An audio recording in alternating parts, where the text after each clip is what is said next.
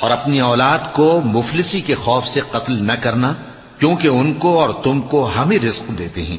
کچھ شک نہیں کہ ان کا مار ڈالنا بڑا سخت گناہ ہے، اور زنا کے پاس بھی نہ جانا کہ وہ بے حیائی ہے اور بری راہ ہے۔ اور جس جاندار کا مارنا اللہ نے حرام کیا ہے اسے قتل نہ کرنا مگر جائز طور پر، یعنی بفتوائے شریعت۔ اور جو شخص ظلم سے قتل کیا جائے، ہم نے اس کے وارث کو اختیار دیا ہے کہ ظالم قاتل سے بدلہ لے، تو اس کو چاہیے کہ قتل کے قصاص میں زیادتی نہ کرے کہ وہ منصور و فتح یاب ہے۔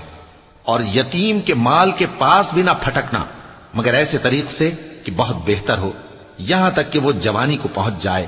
اور عہد کو پورا کرو کہ عہد کے بارے میں ضرور پرسش ہوگی۔ اور جب کوئی چیز ناپ کر دینے لگو تو پیمانہ پورا بھرا کرو، اور جب تول کر دو تو ترازو سیدھی رکھ کر تولا کرو۔ یہ بہت اچھی بات